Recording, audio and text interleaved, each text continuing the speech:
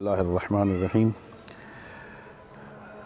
اللہ رب العزت نے انسان کی ہدایت کے لیے اپنی طرف سے معصوم نمائندے بھیجے ہیں، اور پیغمبر گرامی اسلام حضرت محمد مصطفیٰ صلی اللہ علیہ وآلہ وسلم کے بعد اللہ نے ہمیں حضرت علی علیہ السلام جیسی کامل الصفات شخصیت عطا فرمائی۔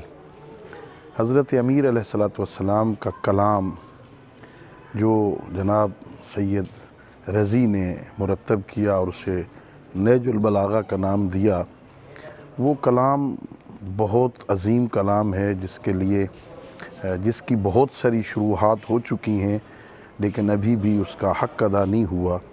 اللہ رب العزت نے مولا متقیان کی زبان سے تمام وہ احکام اور اخلاق اور عقائد جو انسانی زبان سے بیان ہو سکتے ہیں اس ضمن میں بیان کیے ہیں۔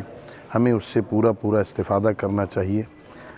نہج البلاغہ کے لیے وہ لوگ جو فصاحت اور بلاغت کے معیاروں کو سمجھتے ہیں، ان لوگوں نے کہا ہے کہ یہ قرآن کا بھائی ہے، یعنی اللہ رب العزت نے اتنی عظمت کلام امیر میں عطا فرمائی کہ اسے اخ القرآن کا نام دیا گیا۔ تمام لوگوں کو چاہیے کہ مولا کے ان فرامین سے استفادہ کریں، اسے خود بھی پڑھیں، اپنے دوستوں کو دیں، اپنی نسلوں تک منتقل کریں، اسے اپنی زندگی کا معمول بنائیں۔